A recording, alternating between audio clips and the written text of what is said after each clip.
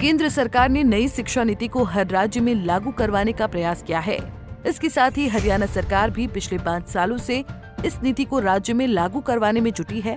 इसी के मद्देनजर आज सोनीपत के दीन बंधु छोटूराम विश्वविद्यालय में नई शिक्षा नीति पर एक विचार गोष्ठी का आयोजन किया गया, जिसमें हरियाणा सरकार में कैबिनेट मंत्री डॉक्टर अरविंद शर्मा ने शिरकत की और इस नीति के फायदे गिनाए। देखिए, सबसे पहले तो स्वामी विवेकानंद जी की युवा दिवस के रूप में पूरा देश मना रहा है। माननीय प्रधानमंत्री जी के नेतृत्व में हरियाणा में नायब सैनी जी के नेतृत्व में पंचकुला में इस कार्यक्रम का आयोजन है।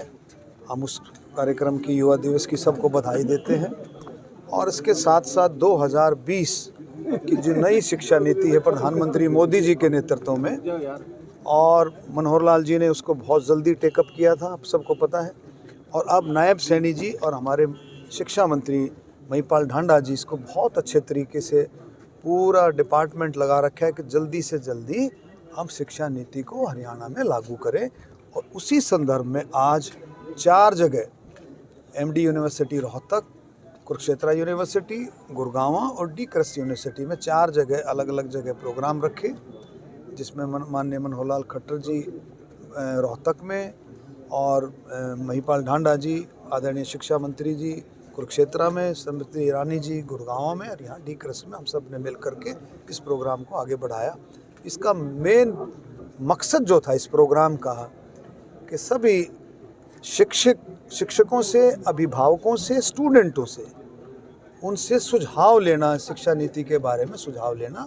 हमने इन बातों को रखा कि इसको बहुत गहराई से सबसे हमने रिक्वेस्ट भी की इसको अध्ययन करें और उसके बाद सुझाव के लिए यूनिवर्सिटी ने एक अपनी मेल जो है जारी की है सुझाव के लिए। कुछ के सुझाव प्रैक्टिकल रूप से, फिजिकल रूप से कुछ के सुझाव यहाँ पर आए भी, उन सब पर चर्चा करके इन बातों पर डिस्कशन करेंगे। वहीं दिल्ली में होने जा रहे चुनावों पर डॉक्टर अरविंद शर्मा ने दावा किया कि दिल्ली में 100% बीजेपी की सरकार बनने जा रही है, क्योंकि केंद्र की किसी भी योजना को दिल्ली सरकार ने धरातल पर नहीं उतारा और प्रधानमंत्री नरेंद्र मोदी का उद्देश्य भारत को आत्मनिर्भर बनाने के साथ साथ विकसित भारत बनाना है। सर, दिल्ली में चुनाव की तारीख होते हुए नजर आ रहे हैं, क्या लगता है? दिल्ली में 100% भारतीय जनता पार्टी की सरकार बनेगी। माननीय प्रधानमंत्री मोदी जी ने ये बात बिल्कुल खोल करके कर दिया। अब आप देखें कि जो केंद्र सरकार की योजनाएं हैं वो दिल्ली सरकार ने तो वो योजनाएं लागू ही नहीं की। कितनी सारी योजनाएं आम लोगों के लिए, आयुष्मान भारत योजना, गरीबों के लिए अनाज वाली योजना, महिलाओं के लिए कितनी योजना, उसको तो राज्य सरकार ने लागू ही नहीं किया। और इन एडिशन मोदी जी ने कहा भी किसी भी राज्य की योजना, कहीं भी चुनाव हुए हैं और जहां भारतीय जनता पार्टी की सरकार बनी है, उस योजनाओं को कभी भी भारतीय जनता पार्टी की सरकार ने डिस्टर्ब नहीं किया। जो भी लोगों के हित की योजनाएं हैं प्लस जो लागू नहीं हुई केंद्र सरकार की, तो कितना बड़ा एडिशन दिल्ली की जनता को मिलने वाला है, इस बात को हम सोच सकते हैं।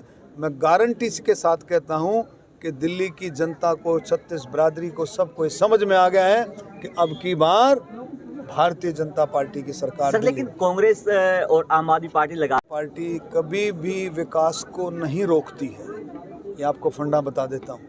तो जितने उद्घाटन कर रहे हैं ये आपने देखा पीछे, कभी पुल के उद्घाटन, कभी फलानी सड़क का, ये कहाँ से है? ये उद्घाटन जो कर रहे हैं कोई सरकार रोकती है? केंद्र सरकार कभी नहीं रोकती। केंद्र सरकार का मेन मकसद माननीय प्रधानमंत्री जी का विकसित भारत, आत्मनिर्भर भारत, और उसमें सबका, हर एक देशवासी का योगदान हो और भाई सबका साथ, सबका विकास इसके साथ। वहीं विपक्षी के हरियाणा में बेरोजगार और अपराध में नंबर 1 होने के सवालों पर बोलते हुए उन्होंने कहा कि विपक्षी का काम ही आरोप लगाना है। हरियाणा में नई सरकार बनते ही 25,000 नौकरियां दी गई और अब 2 लाख नौकरियां देने का टारगेट है। हरियाणा में विपक्ष लगातार सरकार पर बेरोजगार आ रहा है, इस पर आपकी क्या प्रतिक्रिया? देखिए, विपक्ष का काम खाली बैठे बैठे कुछ तो करना है ना। माननीय नायब सैनी जी के नेतृत्व में इतना अच्छे से काम करिए। मैंने पहले भी कहा था कि लगभग 100 दिन के बाद आपको और भी कुछ एडिशंस नज़र आएंगे और बहुत अच्छे बनते ही 25,000 युवाओं को नियुक्ति पत्र देना कि छोटी बात है।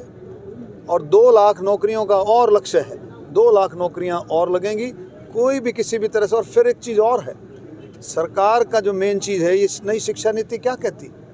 नई शिक्षा नीति ये कहती है कि अपने हुनर को पहचान करके हर एक नौजवान, अब आप देखें स्टार्टअप में कितना अच्छा हरियाणा कर रहा है। स्टार्टअप में हरियाणा आज कई नौजवान जो नौकरी लेने वाले नहीं, नौकरी देने वाले बन रहे। तो बहुत सारी चीज़ें शुरू हो रही हैं और मुझे पूरी उम्मीद है कि आने वाले समय में हरियाणा और दिन पर दिन आगे बढ़े। सोनीपत से सन्नी मलिक, पंजाब केसरी टीवी। हमसे जुड़े रहने के लिए हमारे YouTube चैनल को सब्सक्राइब करें और नई वीडियो की नोटिफिकेशन के लिए बेल आइकॉन को दबाएं। अगर आप ये वीडियो Facebook पर देख रहे हैं तो लाइक जरूर करें और ज्यादा से ज्यादा शेयर करें। धन्यवाद।